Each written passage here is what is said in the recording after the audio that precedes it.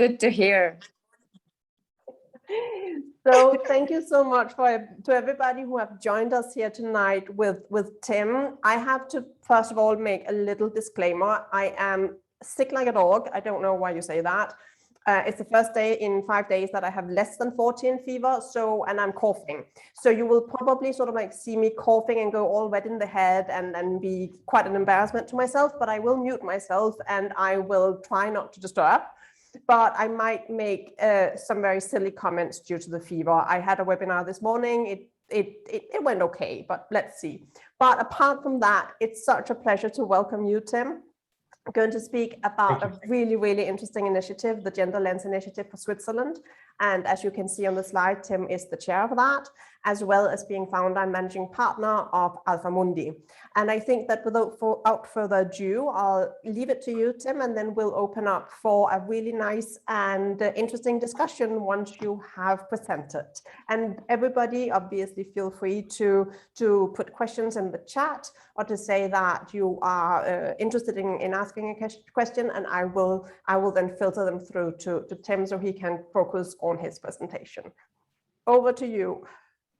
Thank you so much, Christina, and it's such a pleasure to be here today with all of you to present the Gender Lens Initiative for Switzerland, the GLIS, as we call it, which is an initiative that was launched in March 2021, so this year, a few months ago, hosted by Sustainable Finance Geneva, the nonprofit association in Geneva.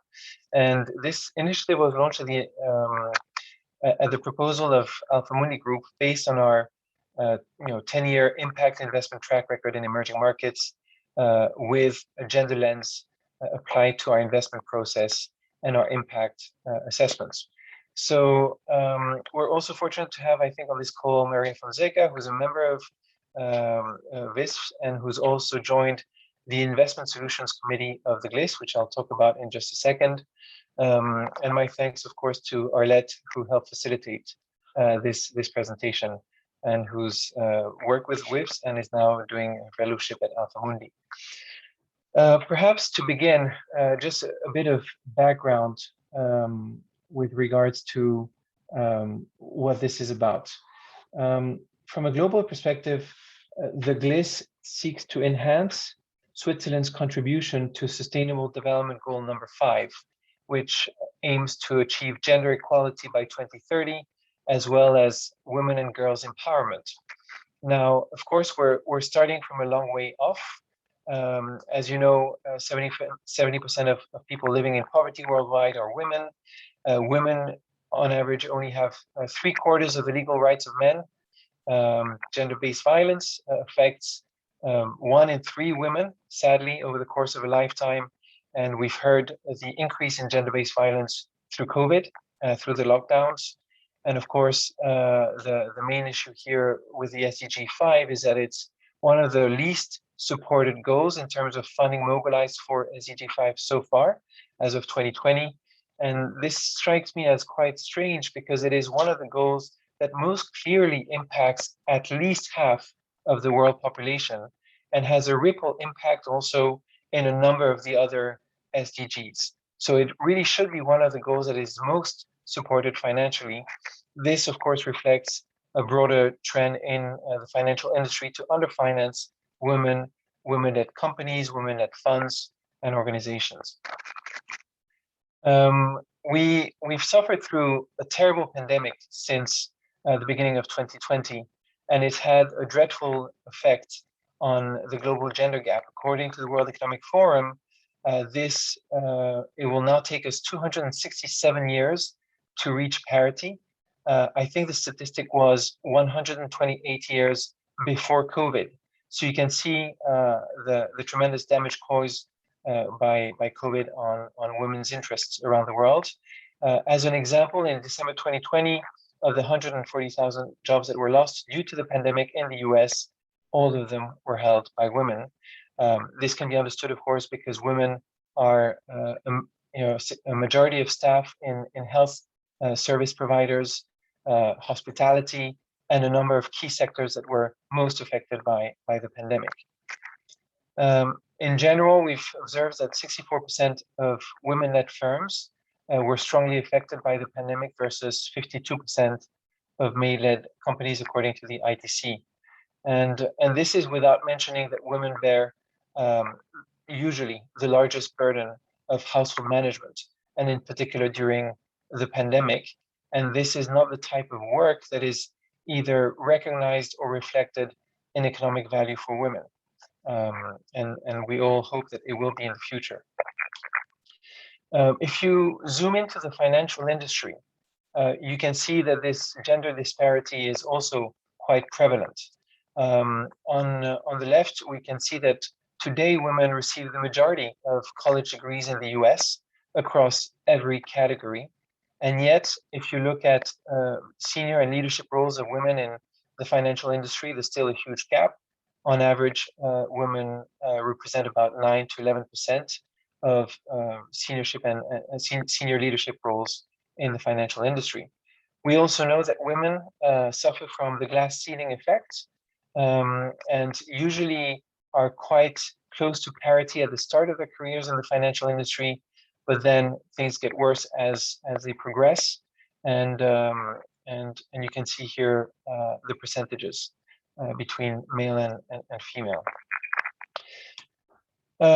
With regards to Switzerland, of course, our country is, we like to think, one of the most advanced in terms of sustainability, democracy, and a balance of gender and in general diversity of perspectives and interests across our society and our political arena. Equality is enshrined in the federal constitution of Switzerland between men and women. But curiously, it's taken until April of this year for the Federal Council to adopt a gender equality strategy, which should be achieved by 2030.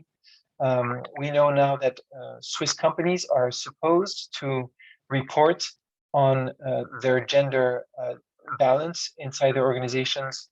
However, there is no penalty yet for those companies that either do not report on gender parity inside their organization, or for those companies that are not doing anything for gender parity, right? Unlike in France, where they have now defined penalties for companies with more than 100 employees that do not report on gender parity or do not advance and make concrete progress on gender parity. So the question remains, in a country like Switzerland, very often the government would rather not intervene in the private sector and see the private sector self-regulate. Does that philosophy of self-regulation still stand in the wake of a pandemic, in the wake of tremendous global challenges defined by the Sustainable Development Goals, and of course, in the context of this presentation, in the wake of gender imbalances in multiple sectors, including the financial industry? Switzerland occupies the 10th position in country rankings for gender parity, but still women earn roughly a fifth less than men.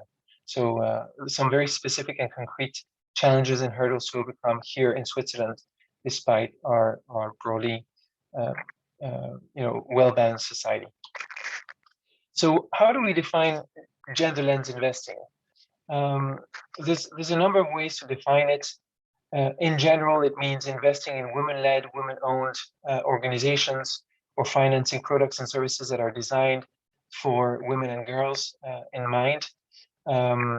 Typically, you invest in a company that has a gender diverse and equitable workforce, as well as labor policies that empower women, hiring policies that do not have a gender bias, and at the end of the day, a leadership that is gender balanced, which is usually defined these days by having at least 1/3 of your board of directors, your C-suite management, your senior leadership, your investment committees, your executive committees being from the other gender, right? And we know that gender is very often a great Trojan horse for diversity in general, right? And gender balance in organizations, as well as diversity, leads to better long-term performance, financial performance of the organizations, to more resilience of that performance in times of crisis. We also know that statistically, this leads to more innovation and a faster connection between corporate innovation and a positive impact on the bottom line. So in addition to accessing a broader talent pool that is more educated, all these different features really make the case for gender lens investing. And again, this is statistically demonstrated in a number of key markets, including the US, the UK, various European markets, by a wide range of both academic and consulting companies. So we feel that the business case for gender lens investing does not need to be made anymore. And yet we find that a lot of decision makers are not aware of the natural advantages for an organization that practices gender lens investing. Now, there are other key benefits for us to invest with a gender lens, right? If we were able to achieve gender parity in the economy, we would be adding 26% on a permanent basis to the global GDP. That was one of the aspirations of the SDGs. We know it's not going to be done by 2025, but it doesn't really matter by when it's done, as long as we get started on this journey and we achieve it as soon as possible. We know that female entrepreneurs generate more revenues than their male counterparts. This has been demonstrated very amply through microfinance organizations and studies, but it is also true in venture capital in the US, where only 2% of venture capital reaches female-led or female-owned financial institutions, and yet time and again, the first-time fund managers that are female-led or female-owned outperform their male counterparts by more than 10%. And of course, gender lens investing would help address poverty, as a majority of the poor are women. So what's the market for gender lens investing today? Right now, our information based on Phoenix Capital in the Netherlands that manages the largest database of impact funds. They monitor currently north of 600 impact funds. Right now, we know that 8% of impact assets have flown to gender lens funds and products. So again, we can see that it's a very small percentage of the total market. It echoes the findings of venture capital in the US, right? We're below 10% in both cases. And only 28% of the companies surveyed by the UN have measurable goals and targets for gender equality and women empowerment. So it is an uphill challenge that we're facing in the next few years, and certainly by 2030, to achieve a greater mobilization of capital for gender lens opportunities and organizations. What are the frameworks that one can use for gender lens investing and for impact measurement? These are all frameworks that we at AlphaMundi have looked at closely, that we feel very comfortable recommending. There are basically different instruments for different types of organizations, right? And you can, in some cases, use more than one instrument for your organization, and you'll have to define what makes most sense for you. So very quickly, by order of the icons on the screen, 2X is a coalition of development agencies that is seeking to mobilize more capital for women-led and women-owned investment funds and organizations. They started with the first challenge that ended last year, where they had hoped to raise $3 billion for women-led and women-owned organizations and funds. And in fact, in a period of 4 years, they achieved much more than that. They were able to raise $4.5 billion, right? This is applying only to emerging markets, but it is worldwide in emerging markets. And this coalition has now launched a new challenge where they want to mobilize and invest $15 billion for such organizations in emerging markets over the next 5 years. They are also formalizing the collaboration into an association that will be announced by the end of the year. And they are creating an incubator facility to help women fund managers overcome all these misperceptions about risk, the risk of investing in women and the performance of women as financial managers. So that will be also something to really look out for. Now, what's cool about 2X is that they defined a very simple set of criteria that you can use to measure how much of a gender lens organization you are. from participation in the board membership to all the other criteria that we indicated previously in the previous slides. Small Enterprise Assistance Fund, CEAF, or CEF in English, is one of the pioneers of impact investing, right? It's been around for more than 20 years. They have dozens of impact funds operating in most emerging markets. They manage a very sizable pool of assets, and they are one of the first to create their own gender equality scorecard. This is a methodology that they have shared with other impact fund managers. So if you are an impact fund manager, or if you have a portfolio of companies that you like to look at from a gender perspective, we recommend that you at least take a look at their scorecard and think whether that methodology makes sense for you. This methodology can be supported and enhanced by IRIS Plus. IRIS Plus is a set of more than 600 indicators, most of them quantitative, that are aligned on the Sustainable Development Goals. And you can pick from these 600 plus indicators a set of indicators for gender lens purposes. And the benefit of that is it's like an ISO standard for impact. So you have a code for every indicator, and a lot of investors are using the same indicators, which makes your impact comparable, even if you're investing in different sectors, different stages of growth, or different regions. So we also strongly endorse IRIS Plus as a database of indicators for impact measurement. Women's empowerment principles are a set of principles that are very easy to apply to any corporate setting, any organization, and that make a lot of sense. It's really based on common sense, and it helps you to adopt policies for your organization that make sure that you don't have a bias against women inside your organization. G-Search is another set of instruments that was developed by the AlphaMundi Foundation in collaboration with Values for Women and a number of other impact investors, including Acumen. And essentially what it does is it helps you to provide technical assistance to an SME, a small and medium enterprise organization. And it goes further than most standards because it really seeks to embed gender lens, not just in the culture of the organization, not just in the policies of the organization, but in the business model of the organization, right? It trains managers to think through what are the new market opportunities if I adopt a gender lens, what sort of products and services can I design for women, and how do I speak to women as members of my management team, my staff, my shareholders, and my customers and suppliers. So a much more ambitious set of instruments here. It takes a bit longer to implement, typically anywhere from 3 to 9 months, but it's well worth it because then an organization is fully converted to a gender lens mindset and business model. And finally, EDGE, which is an organization based in Switzerland that provides an annual certificate based on a number of criteria.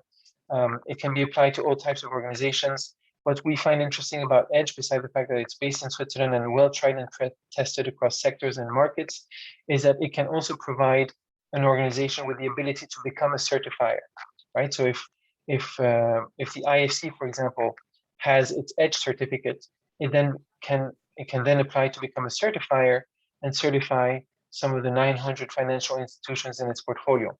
So here you have a leverage factor, right? And you can scale up gender lens much faster through that process, which makes it very appealing to us. There are more, by the way. We haven't gone into the UNDP standards and a whole host of other industry standards and metrics, but in the interest of time, I think we'll stop here. So zooming back to Switzerland and the GLIS, and let me pause before I go into this next section to ask Christina if there are any questions or comments from the audience, and maybe we can address them already now.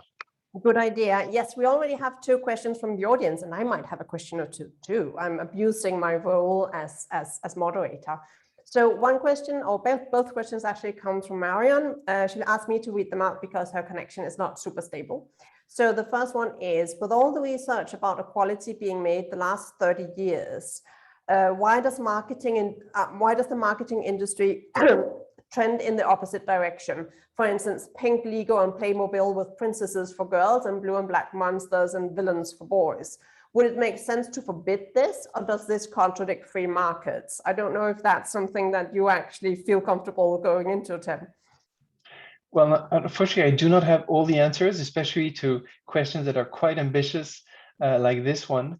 In general, my first choice and preference is engagement.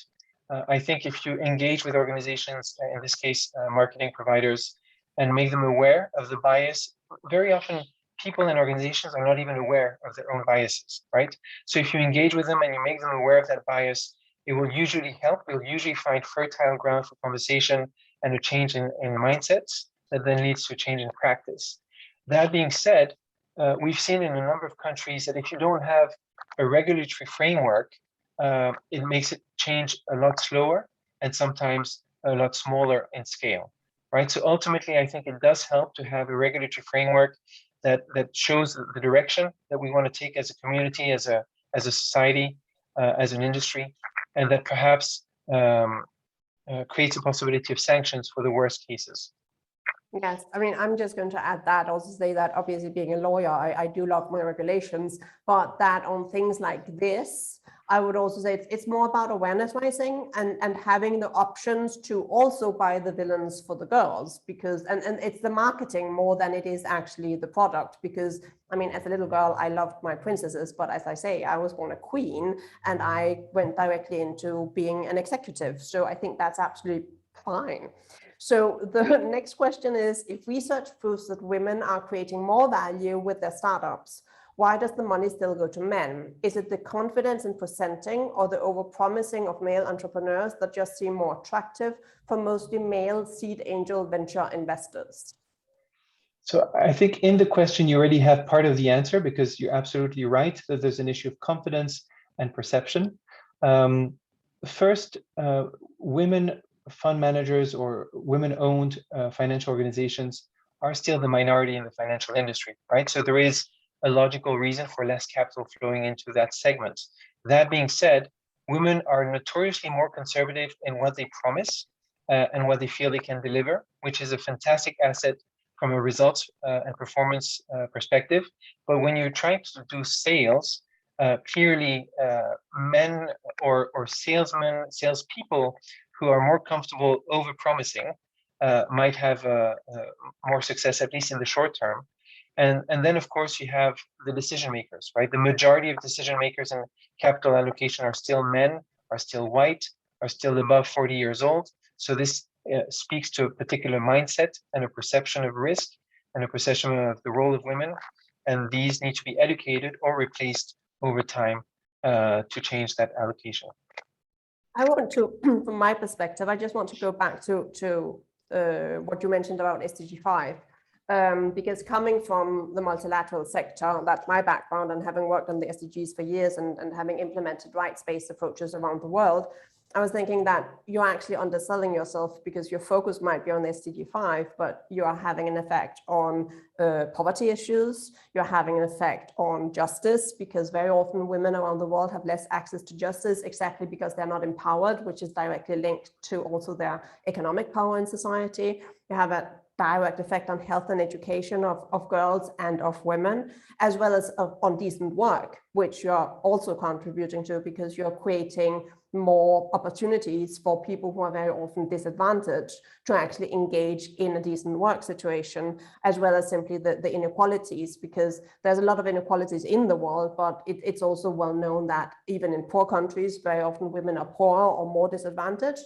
And in rich countries, you have, for instance, you have the glass ceiling, you have things that women struggle with more in access to benefiting from their rights, which men have easier access to in many societies. And I actually wanted to ask you something, because one of the experiences from the UN for many, many years was that projects and programs were created for women to, you know, empower them and to address their lack of sustainable development compared to their male counterparts in any given setting.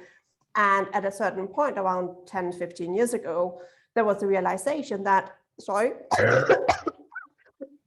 I knew it would come, that in some cases, when not really done with participation also of the men, as well as a real engagement of the women that these programs and projects were targeting, it ended up isolating women more than actually integrating them and making them active participants, because it was like, this is for you, this is what you're doing, so we hope that this helps, basically. But since there wasn't an integration in it into the broader society, it could have the opposite effect. How do you address those issues or those dangers? Right, that was a question packed with a lot of comments. So let me start with the last one and try to answer as many as I can. You're absolutely right. We have to be careful whenever we try to design policies to support a particular segment of society, that these policies do not isolate them and create resentment among the other segments of society, right? So if we stick to the financial industry, originally there was just the pursuit of growth and profits. And then we brought in sustainability through progressively an ESG lens, right? And then from there, we were stepping into the impact era, right? Financial services 3 or 4.0.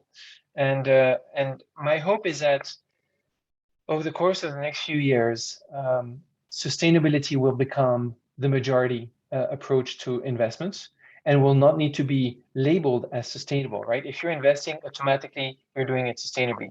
Today in Switzerland, based on the 2019 data of the SSF survey, roughly about a third of financial assets managed in Switzerland are invested through an ESG or sustainable lens, right? It's still a small minority in a way.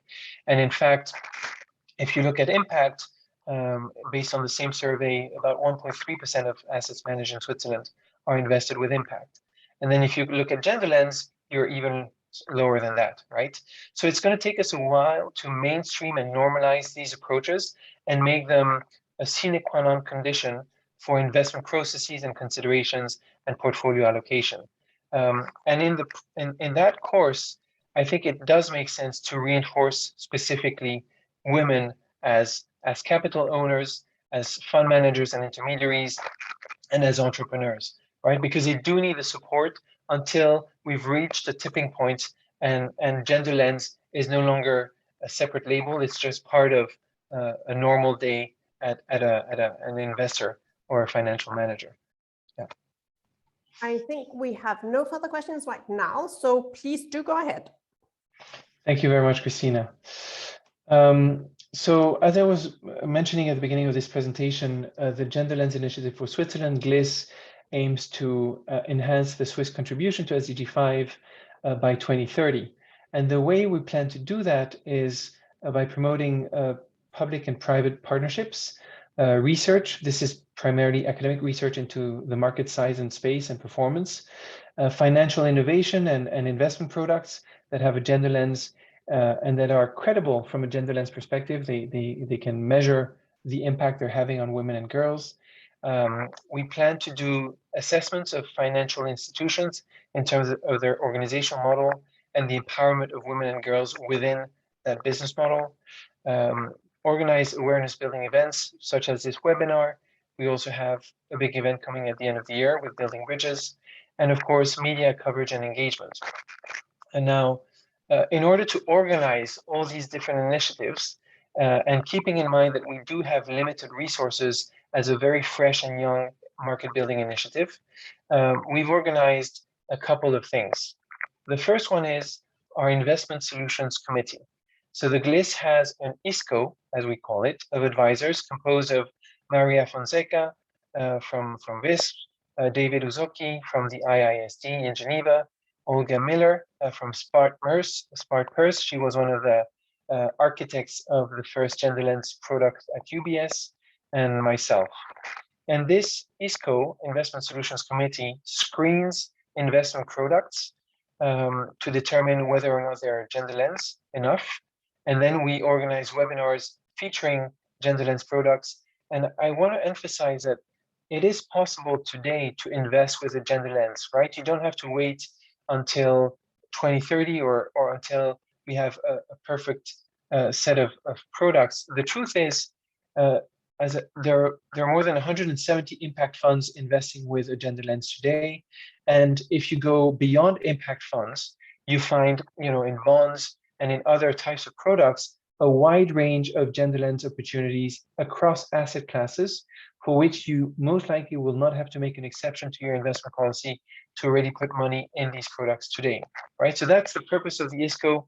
It's to screen these products and then bring them to the attention of Swiss investors. We also are taking a look at the impact ventures selected by the UNDP. The UNDP has an annual program where they select from more than 100 companies in emerging markets, the top 12 from an impact perspective. And then they are submitting to us for the first time this year these 12 finalists, so we can determine which has the greatest gender lens impact, and the greatest gender lens impact will be rewarded by the GLIS, will receive a cash award at the Building Bridges event at the end of the year in Geneva. Now, these are the current activities of the ISCO. One thing we're thinking about is creating a label, so that as of next year, funds that want to claim to have a gender lens impact have a proper label, at least for the Swiss market, and so that investors also have some degree of guarantee that there is some authenticity and credibility in the gender lens approach of a particular investment product.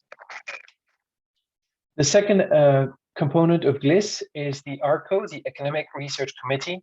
We're very fortunate to have a number of leading academic experts as part of this committee, including Anina Hiele from the Hochschule Luzern, Rainer Gibson from the Geneva Finance Research Institute of the University of Geneva, Jessica Espinoza, who's part of the German Development Agency, part of 2X, and doing her PhD on gender lens investing at the University of Siegen. Taehoon Kwon of the University of Zurich was involved in the CSP and all things sustainable and impact at that university, and Vanina Farber from the IMD Business School in Lausanne. This is just a sample of the researchers that are involved in the ARCO, and they have helped us design 3 surveys that we are now in the process of implementing between the end of this year and hopefully spring of next year, and we'll have results of these surveys to share next year.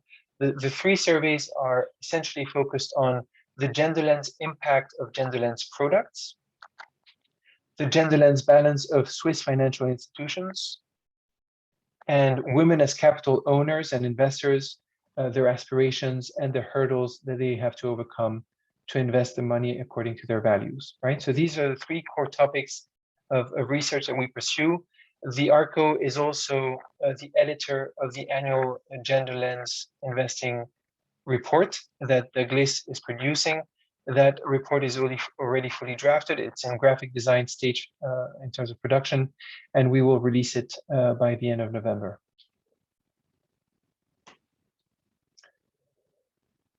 So for a research perspective, we have now these 3 surveys that have been designed by this academic committee. What we're looking for is for partners, right? We need to distribute these surveys to relevant parties, and we need to make sure that these parties provide us with the answers, and then of course we'll aggregate that into separate reports. But we would very much welcome the collaboration of BIS members for these surveys. So if you're interested in helping us out, whether you have access to wealthy Swiss women that are investors and are willing to give us some insights on their investment process and aspirations, or if you can give us access to a financial institution in Switzerland, or if you want to recommend a gender lens product that whose impact we should assess, please reach out to us, and we'd very much appreciate your support. This is particularly important because this is our first year, right?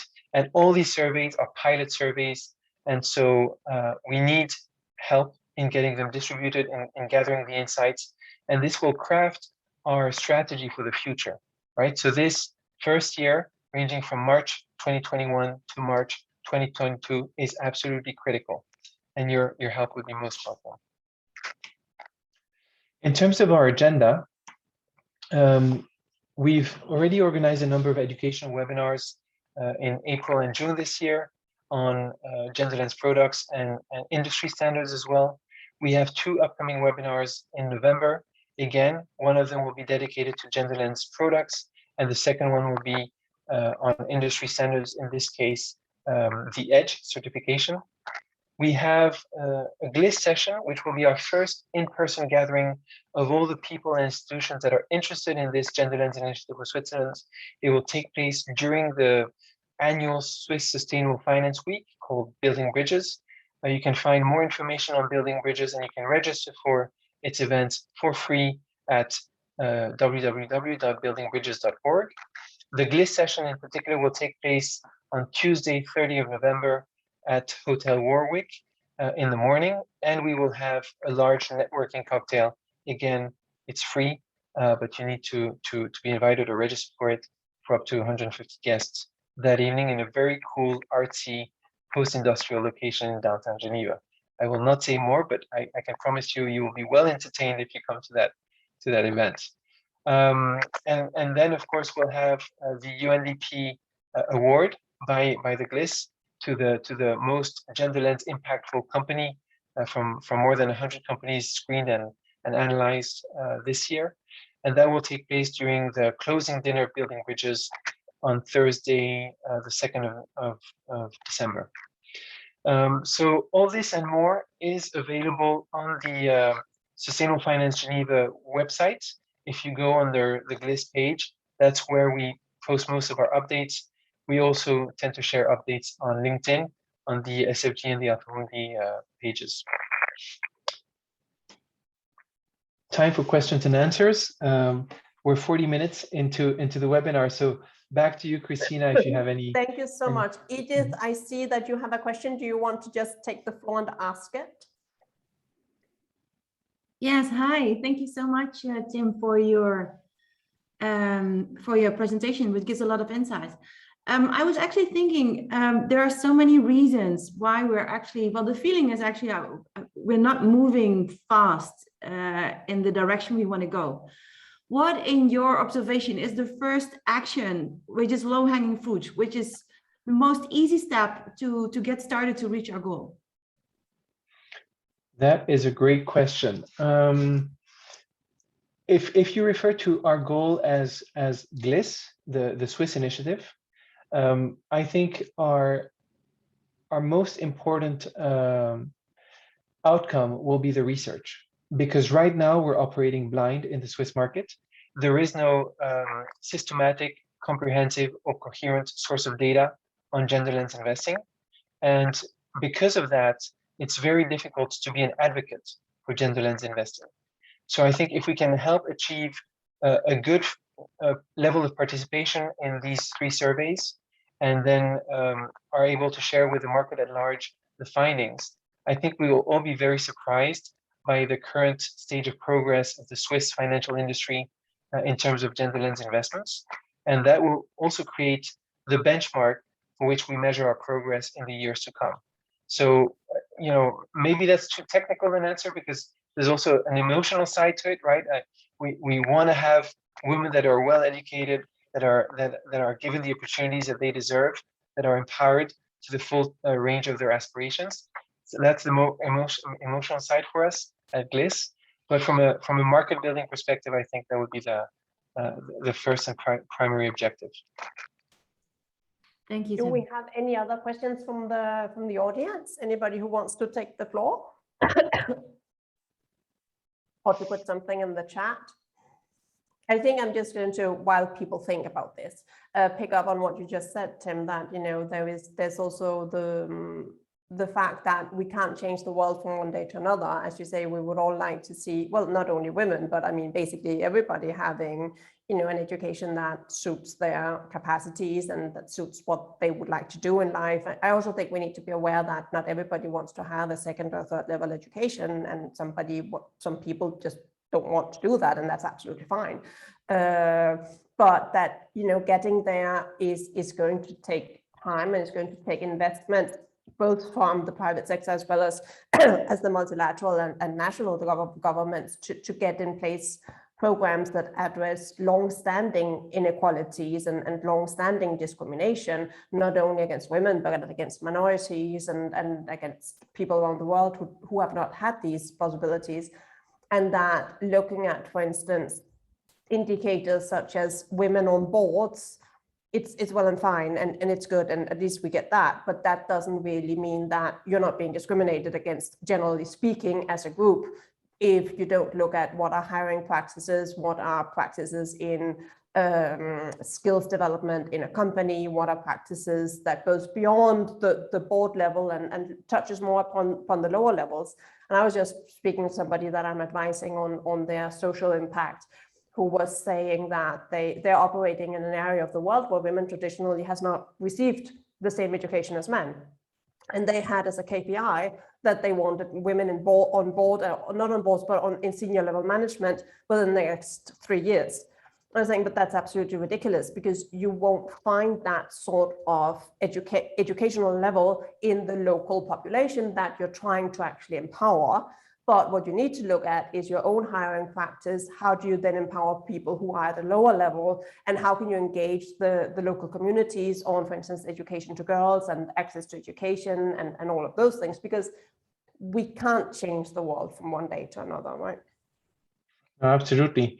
And in fact, speaking of changing the world, we're just in the process of designing this week. I hope it'll be out by next week. A menu of engagement and commitment options for institutions that want to engage on gender lens investing, and they can pick whichever option they want that is easiest for them, right? So it's sometimes change has to happen with the lowest hanging fruit and the easiest first step, and then you can become progressively more ambitious.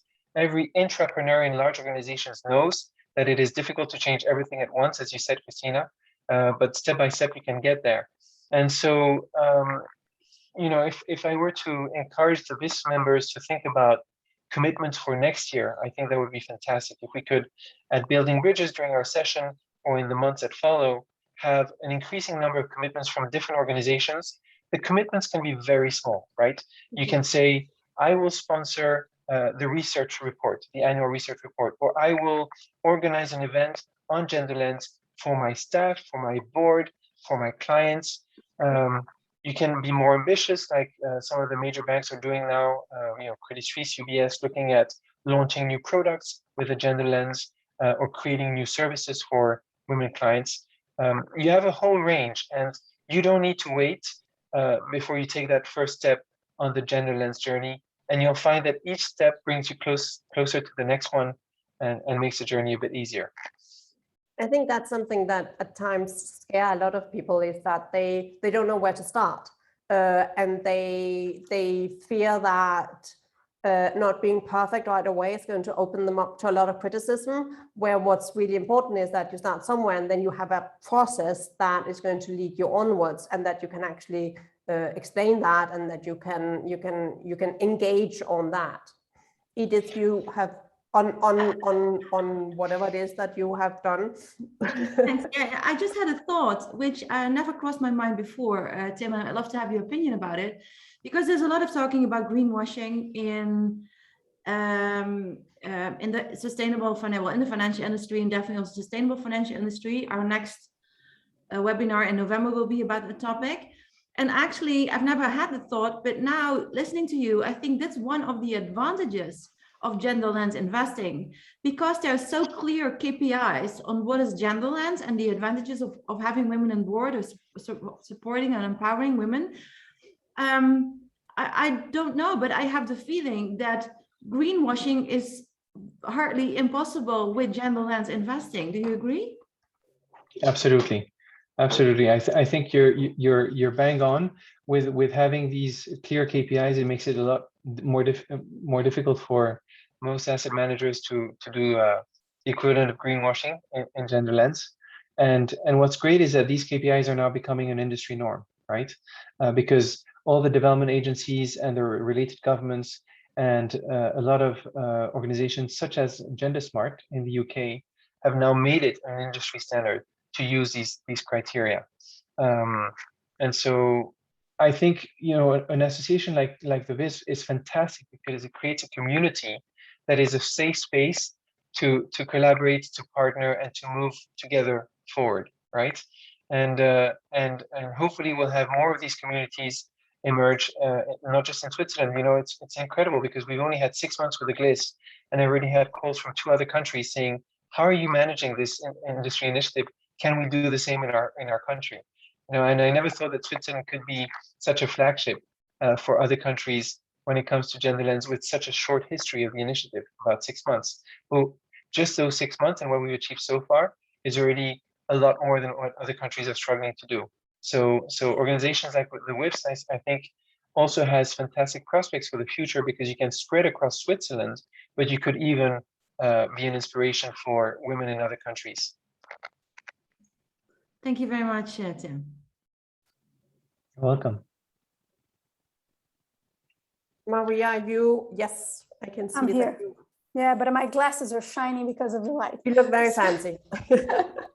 So Tim, I kind of know your opinion about this, but when we go to the investment products and we see the angles that they look when they say they're genderless investments, we talk about financial inclusions, we talk about women on board, we talk about microcredit for women.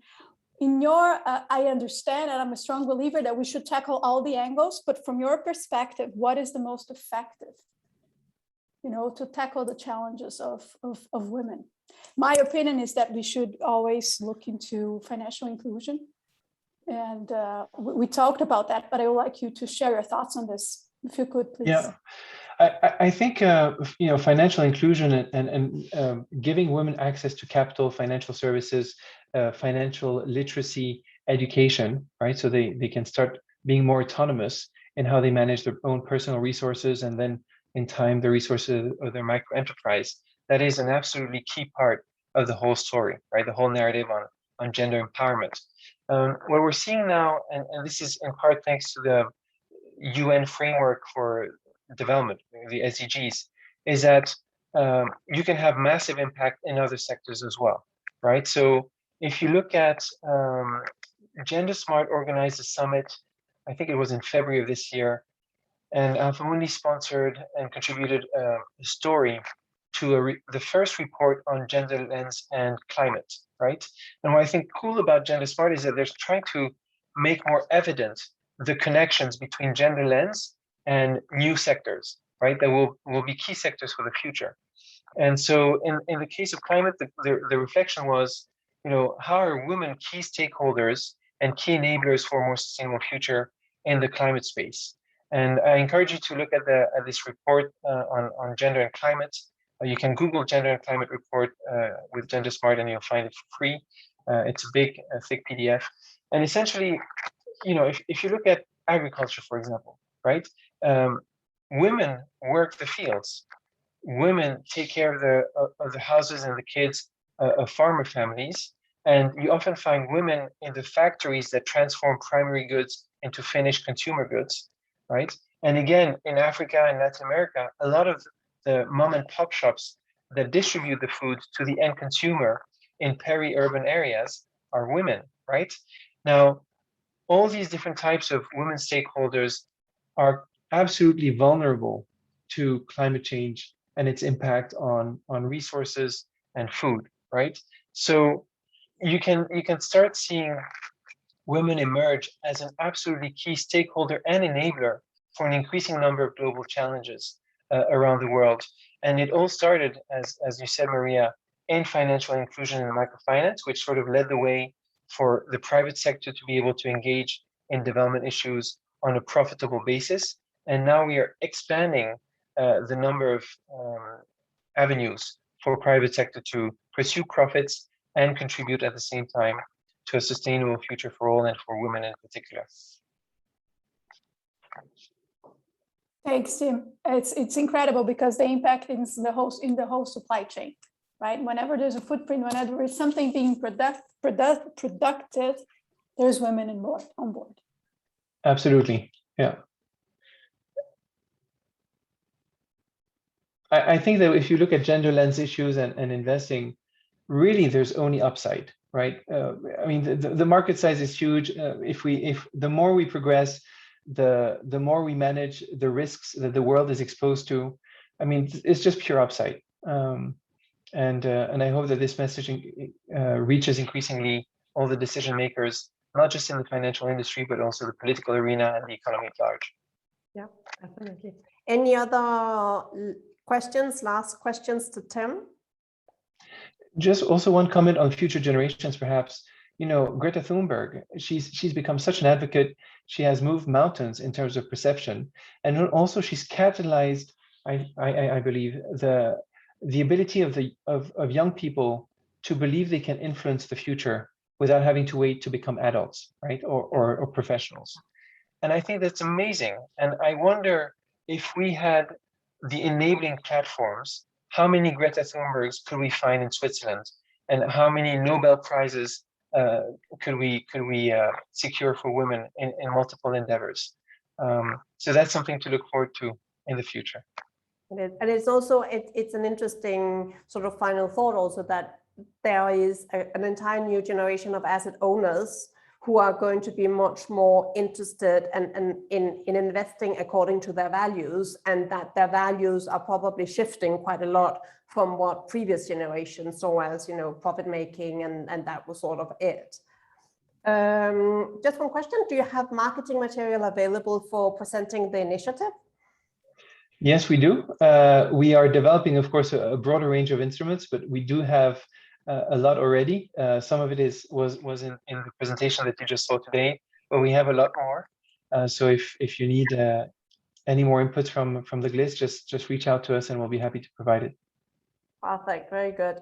Well, if there are no last questions, I think we will liberate people to their Tuesday evening. But I am going to let you all just have a think to say if there is something on your mind. In any case, I think you can all find Tim. You can reach out to us and we will put you in touch with him for certain for any additional information and potential collaborations. And thank you so much, all of you, for joining us here. We are always very happy when we see so many engaged people calling into Women in Sustainable Finance webinars. I am looking forward to seeing most of you again, if not all of you again, very soon. And Tim, I'm just saying that thank yous are popping up in the chat like I've never seen before. So thank you so much from all of us. Thank you for this opportunity to engage with you, and I look forward to our collaboration in the future. Thank you, Christina. Thank you, Edith. Thank you all. Well, welcome. Have a nice evening. Speak soon. Likewise. Bye. Bye. Bye. That's all.